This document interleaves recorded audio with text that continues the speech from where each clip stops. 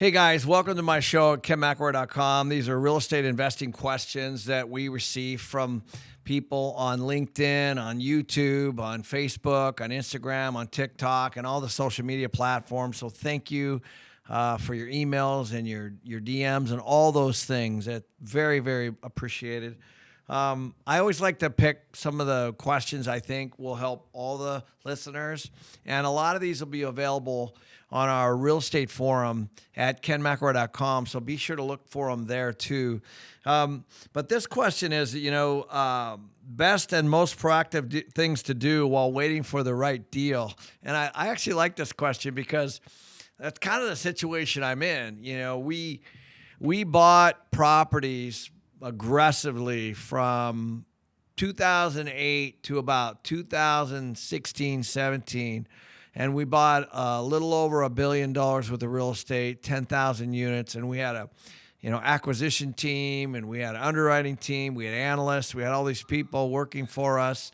And I tell you what, it was fun. But then what happened was, as we started to buy, the numbers were, the values were going up, and the projections were, from the brokers were going up, and it was harder and harder and harder to buy. And so, and then people were putting up non-refundable money and all those kinds of things. And so we just got super conservative. And I think probably the biggest thing that I wanted to say for this question is that you kind of have to stick with the strategy of whatever your strategy is. So for us, my goal was to return a 7% cash on cash return to my investors. And so that was my base. And so when everybody would ask, what are your criteria? That was my answer. My goal is to return a 7% cash on cash return to my investor. Now, we have done so far above that. Now, I'm not talking about an IRR, an internal rate of return.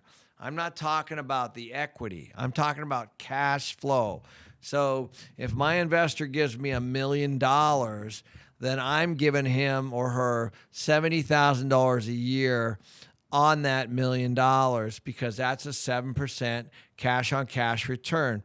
And that comes out of the operations, has nothing to do with refinance, has nothing to do with equity, has only to do with the actual investment itself. And so every single time I look at a deal, I look at it from that standpoint. In other words, if I'm going to ask somebody to give me money from their bank account or liquidate some stocks or whatever it is, I know that they're probably not making a very good return. And so I have to be able to obviously increase that for them. And so that's my number one thing. I usually don't buy based on capital gain. I usually buy on cash flow. And that's a big difference with my company and a lot of other companies out there are trying to buy something and hope that the market takes it up and hope that the market creates higher value for the asset that they bought. We saw this a lot during the real estate bubble when it all popped. People were buying homes, and then 1 year later, they're worth a lot more. Now, I'm very grateful that people made a lot of money during that time, but that does not mean they're good real estate investors. That means that they just had some money, they bought something, and it went up. That has very little to do with what we're talking about here, and that is not a good, sound strategy. To me, that's entirely gambling. Now, if you can buy something and it cash flows and it goes up, then you have done both. But if you're buying something that doesn't cash flow very much or any, or even negative, and then it goes up, that to me is just truly gambling. At some point, the music's going to stop and you're not going to have a chair. It's going to be very, very difficult for you. In the meantime, the question was, what are some things to do while you're being proactive? How can you be proactive when you're looking for the right deal? So what this market forced my partner and I to do was start to go out and look for land.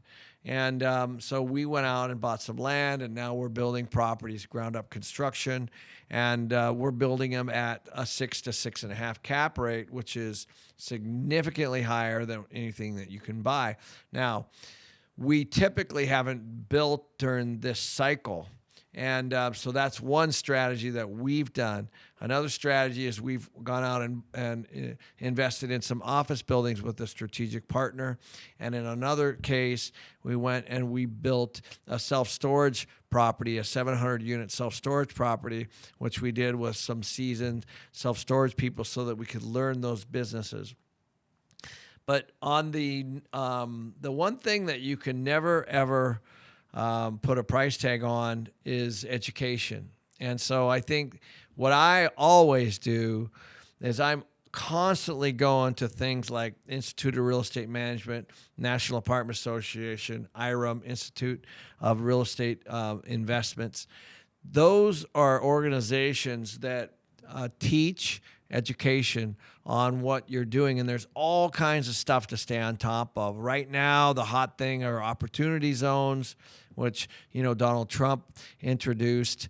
And, that's kind of the hottest ticket going. These people that have these capital gains are rolling them into these opportunity zones, and they're able to defer tax. And so for me, it's been a great time to not be in the middle of my business doing the acquisition and all the stuff and flying around the country and finding properties, and be able to focus on operations and education are the two things. So I would suggest that you get on every single list that you can, every single real estate list. You want to be on top of everything. You want to read everything that you can, and you want to start to see and read new techniques that people are employing all over the country, because there's some really cool stuff happening, like using the EB-5, which is a immigration platform for people who come here from a different country, and they can invest in your project, or tax rebates or property tax deferrals for nonprofits, or investing in these opportunity zones, so that this is your time to get super creative and look for those things that are very, very different from your normal real estate investment. And of course, when you pop out the other side, when the market corrects, and it will, you'll just have all those tools in your toolbox, which is exactly what this time period should be. But just be very careful in investing your money or somebody else's right now, because I'm not saying you can't do it, but just be very careful, because it's all about return. And one or two deals at this point in your cycle can ruin a track record of success that you've had over a long period of time. So a very good question. I really appreciate you guys listening to my show. And to learn more, I have an entire website dedicated to real estate education at kenmcelroy.com. And the price is just $14.99 a month. And you'll have access to hundreds of videos in the video library. So please visit kenmcelroy.com if you're interested in more education. Okay, another question was, and I like this one because we have our own management company. It says, what are the ways property management companies are able to increase their capabilities in the amount of properties under management? Are there any keys to the system? Yes.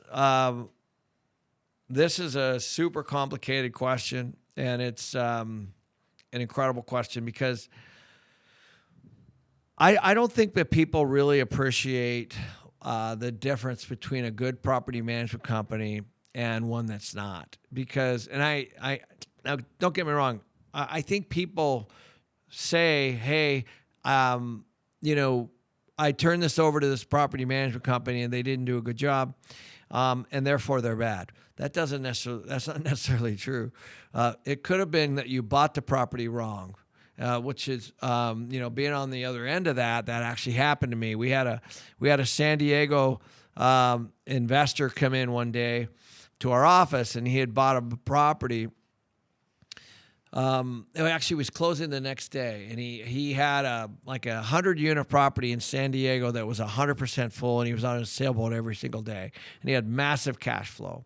Somebody convinced him to sell that. So then he did what's called a 1031 exchange, and bought something in Arizona that was in a horrible location and was filled with a bunch of thugs. And so then he, of course, one day before he was going to close, he came to our company and said, hey, you know, would you manage our property? And we're like, yeah, sure. Let's put together, you know, a little proposal for you. And so he hired us. Well, you know, on day one, it was 80% occupied, and then we had to get rid of a bunch of people, and then we were down to 70% occupied. So we flew back over and said, what are you guys doing? I said, well, you know, you can't collect these. They're occupied, but, you know, the people aren't paying. So obviously we need to replace those people. In addition to that, you can imagine all the damage and the capital work and the expenses, and it was a nightmare. Anyway, so now all of a sudden he went from this 100-unit building that was cash flowing like crazy to this property that you know, was going the opposite direction. Which, by the way, sometimes turnarounds can take time, and so it's not unusual for us to take over a property and re-tenant it with people who can pay rent and better people and higher rent, et cetera, et cetera. This is part of the process. Well, he was pissed, and so. You know, in that particular case, his view of us is poor, you know, and I was trying to educate him, and he was just used to what he was used to, which is this 100% occupied unit in San Diego. So it was a horrible mistake, and he was trying to save tax. This happens a lot. So, and I got my property management hat on here. So what happens is most of the time, if you buy something that's stable and you have a solid plan as an investor group and you hand it over to a management company, that's like a dream. And a good management company is going to deliver for you. They're going to help you on the renovations. They're going to help you on the staff. They're going to help you on the rent growth and on the expense controls. But sometimes what happens is people just buy things and then they turn it over to a management company and say, can you help me out? This happens a lot with banks. So I've managed a lot of property for banks. You know, I mean, I remember walking into a unit and there was an AK-47 sitting right next to the door. We had a manager that used to have to collect rent with a gun. And so, you know, you can, you know, real estate is everywhere, and it can be in all kinds of really good areas and all kinds of really bad areas. And the property management company is going to, they're just an extension. And if the property is poorly occupied in a poor area and has a lot of crime, you're not going to manage your way out of that problem. I'm just telling you. And so when we get into the system side of things here, which is the actual question, the larger the company, the better off they are generally if they're managed well. So for us, we have an in-house pricing person. Her entire job is to price all of our units at all of our properties every single month, okay? Because we don't let that sit at the property manager level on the on-site manager. So that's a huge competitive advantage for us. We also have a full-time customer service person.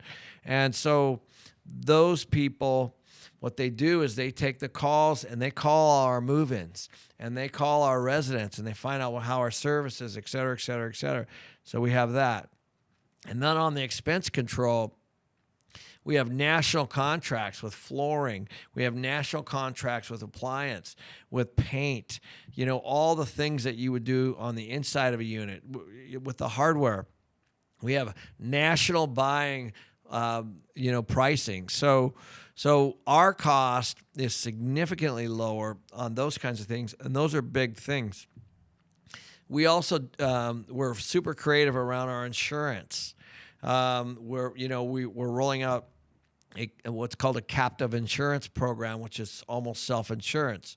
And so we don't report anything under $25,000 damage, for example, because every time, trust me, here's how my buddy who owns an insurance company told me this. He said, insurance companies actually never pay out. I go, well, what do you mean? He goes, well, if you think about it, if you get in a car wreck and you've got your insurance, and we give you $5,000, then we just raise your premium and we get it back through a premium increase the next year. So we're always just in a lag. So basically they look at their losses and then increase their premiums to adjust. And so once you start to understand the nuances of things like that, then you can start to drill down on your actual insurances and stuff like that. On our property management taxes, you know, on the actual property taxes, you've got personal and real property taxes in different states. There's a lot you can do there. And we have tax appeal. We have 3 tax appeal companies as a consulting basis right now, managing all of that. And they dig into your financials, and they go down and sit down in front of the tax appeal boards and all these different municipalities. And so we just saved on 3 projects $160,000 in tax from my last meeting last Tuesday, as reported by our CEO of our company. And so these are things that we're constantly working on. The same thing on utility management. That's another big one. The smart home technology is a big thing. That's all coming. The Nest, those are things that you can help to manage some of the, the utility side of the business. And the same thing on marketing and advertising. Marketing and advertising has gone from almost, think about it, it's gone from newspaper to print to internet to basically analytics. How many people are opening this? Is this ad working? Is it driving any to the website? Are we getting appointments? Are we getting leases? And so it's almost gone all virtual. And so all of that stuff with a good management company is going to stay on top of that stuff. And they're going to constantly be changing their policies and their systems. All the rent paying and all that stuff is all automatic now. And so our company is completely moving, or we're trying to move, we haven't yet, to a completely paperless. That's our goal, is to be paperless. If you think about it, that's the way things are now. And so all of those things are good qualities in a property management company. And you have to sit down with the owners or the on-site people or the property manager that's running your property and look them in the eye and have these kinds of conversations and find out how often they're being there, what they're doing when they're there, how they're going to report to you. Is it weekly, monthly, whatever you want? Those are all really, really important things to be able to ask to a property management company. So another good question. Thanks.